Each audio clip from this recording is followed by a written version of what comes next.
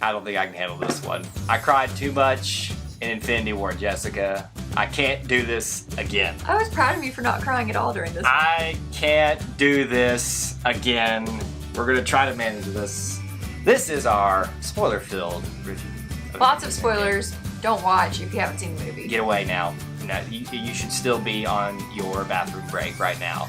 If you're just run. Just getting Go. prepared for the Get movie. away before I start crying.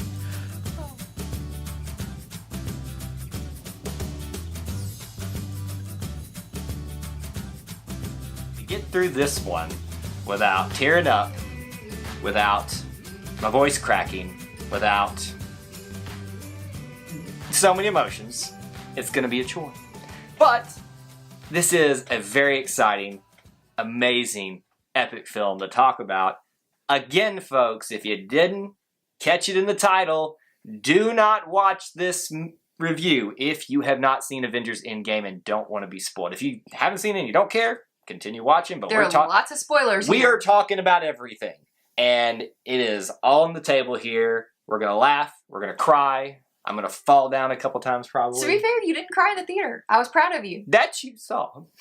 Oh, God. I mean, it got a little misty-eyed. That's fair. That's fair. It was I think dusty in that. Everybody got misty-eyed. It was a little dusty in there, you know? I mean, all right. Okay. I'm going to just start off right here for us. Usually I like to extend it to the lady and let her open up, but sorry. This is my show tonight. The 3 things that I said that needed to happen in this film for me to be satisfied happened. Number 1. Again, spoilers. Number 1, Captain America needed to say, Avengers Assemble. And he said it. Number 2, Captain America needed to have his dance with Peggy Carter. Got it. Number 3, what are you laughing at?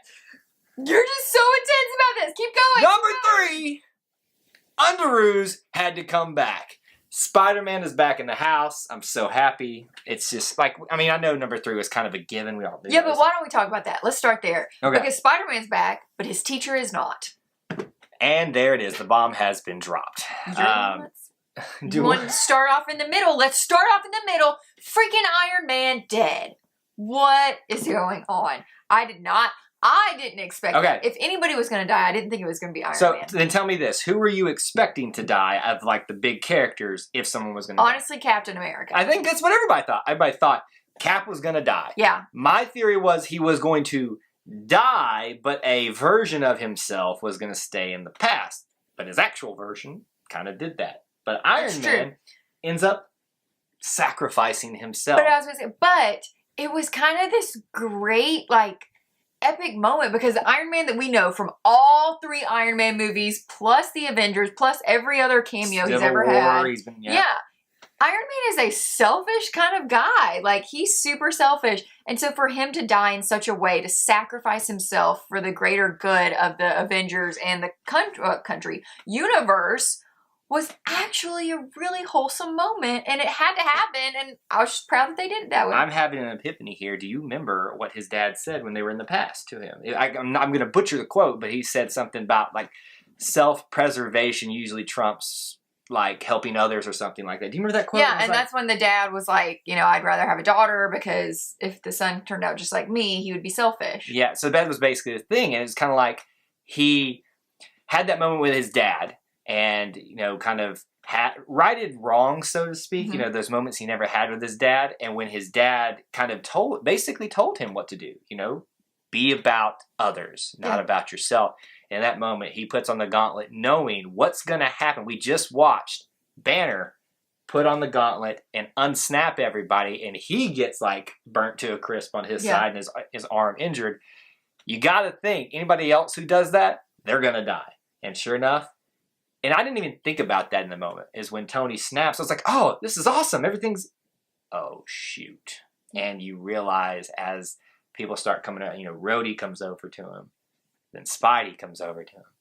And then when Pepper came over to him. That was the saddest. God, the girl next to me, y'all, she was bawling. I mean, like I said, it was a little dusty in there. But she was just like, you know, like trying to catch her breath. But yet again, it was kind of full circle because at the beginning of the movie, we think Iron Man's going to die because they've run out of oxygen in the ship. Right. So like, you expect him to die, and then he doesn't die, and then he survives, blah, blah, blah. So, like, it wasn't shocking, but it still kind of was. Like, I don't know how to describe it, except you're just like, there's so many emotions. You think he's dead there, now he's alive, now he's not dead, and then he's definitely dead. Well, I think it was shocking because we're all on this high of what just happened. We're going to talk about the rest of that, like, ending scene in a second. We're bouncing around a lot here. You're on this high that you don't even think about at the moment. Then you're like, you realize the consequences of his actions, and they were very selfless actions, and then he's gone, and then you realize he's the big death, and I don't know how we're going to go on without him, but they're going to do it. I agree. So I was just thinking a good segue was another death that was... You saying death is good? No, unanticipated. Okay. So, you know, the Soul Stone, that's the blue one, right? Where you have that's the orange one. Orange, yeah, because the orange light the thing. Anyway, pretend I know colors. You know, when Natasha and, what's his name, Clint, Hawkeye, whatever his face is, when they go up to that thing and they're like, yeah, you've got to sacrifice somebody, and they're both like talking, they're like, yeah, we know who has to be sacrificed, but they're both thinking themselves. So 100% opposite of Tony Stark. They're both trying to save each other, but also be the one that makes the sacrifice. Now, to be fair, I felt like the right choice was made. So I'm debating that. Okay, so let me tell you why I think it had to be Black Widow. Okay. So from a family standpoint, Hawkeye's the only one with a family. He's got a wife. Well, the Avengers said she didn't have a family. They said they were her family. That's true. You know, he's got a wife. He's got 3 kids that he's trying to bring back from the snap. And, like, yeah, he's done all this evil and he's a murderer now for no reason. But, you know, aside from that, he's a good person. Just killing a few folks. I mean, it's not a big deal. So, whereas Black Widow, I think she's awesome. Like, I want to keep her around. I'm going to miss her. But I think just from that aspect, it had to be her that had to go. And Hulk even says at the end of this, he says, I tried to bring her back when he did the snap, and it just wouldn't work. I think that was said for a reason, and I think we haven't seen the last of that. And I don't think Nat's story is quite done. There is, you know, I don't think it's officially confirmed, but there's rumors of a Black Widow movie coming out, but we don't know if it's going to be a prequel or a continuation. So just stand by on that one. I mean, but I think she has to stay dead. I mean, no, I love her. Again, no offense. But how else would they have gotten the Soul Stone?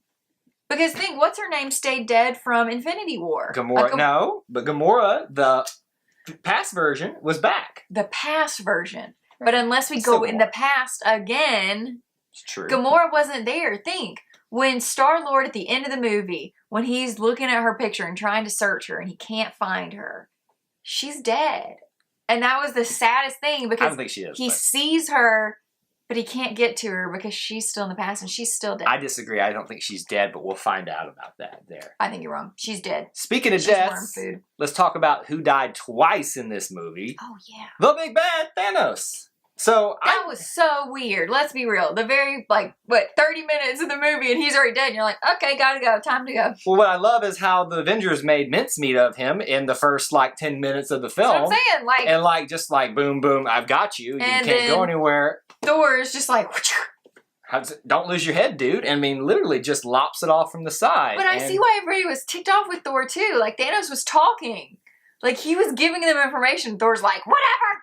He missed his chance in Infinity War, so he was gonna not miss it this time. Yeah. So I'm not mad. I'm just saying. That one was so quick. You didn't even have a chance to process it, and then you realize, he's dead in the present, but the past one. I'm future, past, present. The past one is still the biggest threat because it's still him. It's just, and he becomes aware of what's going on in the timeline thing, and then it just sets up this epic battle. What I did I had the theory that Thanos was almost going to be part of the solution in the end. I'm kind of happy that he wasn't and that he ended up just being bad. Because remember at the end of, or at the beginning of the fight, he says, you know what you guys have taught me? That I can't even let life decide for itself even after I take away half of it. I'm just going to start the whole thing over. Yeah, when he said that, I thought he was going to snap his fingers again and everybody was just going to be annihilated. Well, that's what he was trying to do. And then it didn't. He never got the chance to do it, thankfully. Came this close. Yeah. But so if he had done that, would he have survived the snap? He said he was going to build it in his image, so I guess he could have. I don't know. Well, obviously, we'll never know. We will never know, thankfully. So he dies twice in the film, which was pretty crazy on that front. I think we found out Vision's not coming back in the truest sense. It doesn't look like Natasha is not coming back either that we know of. Gamora, we disagree, is not going to be back. So there's a lot of death to deal with in this one. A lot of finality. Tony, there is a lot of finality. It comes full circle with everything. And that's the hard thing with this one, because with Infinity War, we were like, okay, there's another one. This is it. Yeah, we're over. It's the end. Endgame. It's the end. It's like the name is literal. And that's what I think was brave of the Russo brothers to do, was to say, this is it, guys. I mean, obviously we know they're going to make more movies. How they do it, the manner in which they do it, timelines, all that kind of stuff, we don't know yet. But Tony Stark. The Infinity Saga that began with Tony Stark is done. And what a beautiful moment between him and Pepper when she looks at him. And, you can tell she's sad, obviously, because she's crying. Her husband's dying at this point. And she looks at him and says, "You can rest now." And you missed that. Because I thought that's what she said, but there were so many people that went, like the audible gasp in the room. Yeah. Like that is when everybody started boo-hooing. It was just, that's, I'm not doing it. I'm not going to get misty-eyed on camera. Well, and when she said, "We're going to be okay." That's what it was. Oh. And that was not only saying, Tony, we're going to be okay. That was... like, hey, the Avengers as a holistic group, we're going to be fine. Your wife and your daughter are going to be fine. Well, not just that. I was going to say, that is the universe, us saying to Tony, not Tony, just saying to Robert Downey Jr., thank you, we're going to be okay without you. Ooh, you just took that way. But then it is, because he's done. I mean, his character's gone. And is he, though? He ushered it in. He's moving on. It's kind of like you said, there are so many prequels and ways that they can... I mean, he's done in the sense that we don't think he's continuing on with the story. Yeah. So, a lot of finality there. How do you make Kyle love a movie? You take one side with thousands of people. You take another side with thousands of people, and you just run them at each other. So basically, you holy crap, Gladiator, Troy, Gladiator, Brave, all that. I'm sorry, those movies are amazing. They got nothing on this fight. When you see after Thor, Cap, and Iron Man do their best against Thanos and come close to defeating him. But then they brought Thanos to the point where he had to call in his army. And that's I think that was the shift from the Thanos that we knew that came to fear, is that was the first time I think he showed fear, that he couldn't do it himself. And then finally he calls in his cavalry, and you think, well, we're done. They're going to have to reset the timeline again or something. Yeah, but then the little circle things were how is it again? Circle things? And you see Black Panther, Okoye, Shuri come out. You see the people of Wakanda that died come out, the warriors. And you just see every Avenger you ever knew in this thing come out. And the moment, I squealed with giddiness when Spider-Man swung back into it. And, the entire room did. I think I threw my hands up, was like, ah! Like this. That was crazy. And in the theater, everybody was, cheering.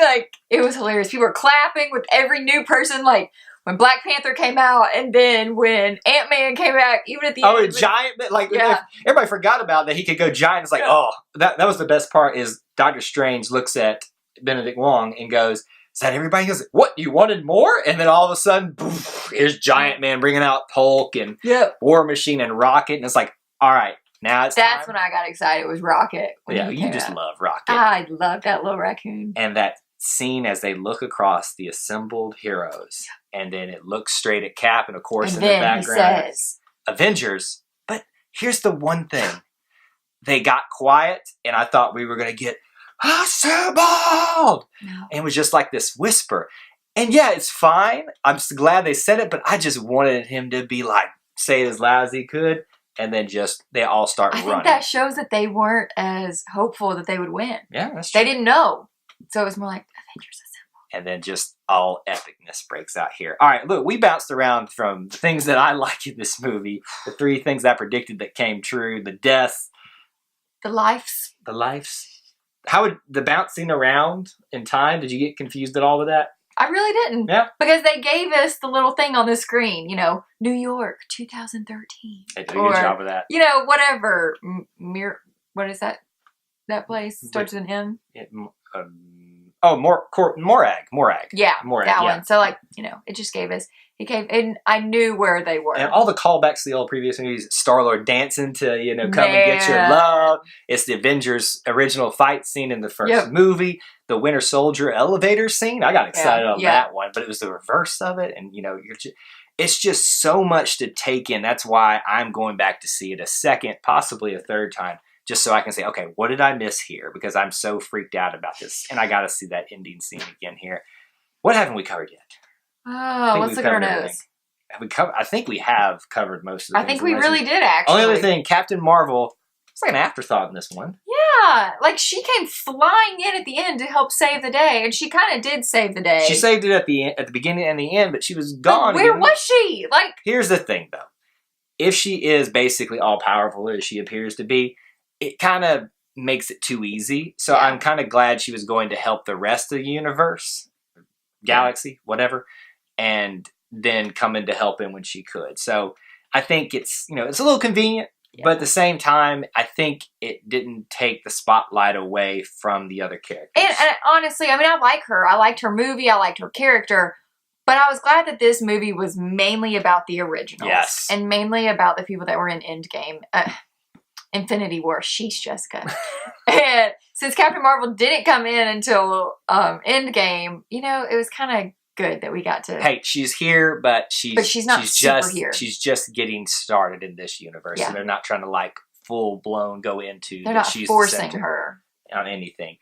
And then, man, the last thing I think of before we get, I know we keep going on and on, is that funeral scene at the end.